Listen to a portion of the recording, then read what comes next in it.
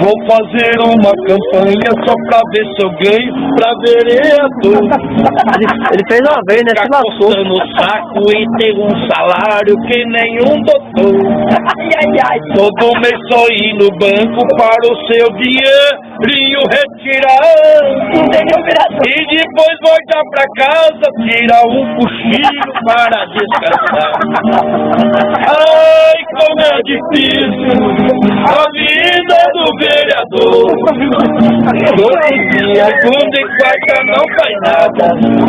Na quinta eles vão na Câmara. Fica lá só 10 minutos. Só volta na outra semana. Vai.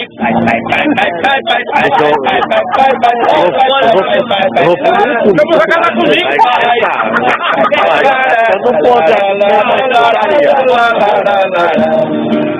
A vida do vereador pra vocês agora eu vou contar.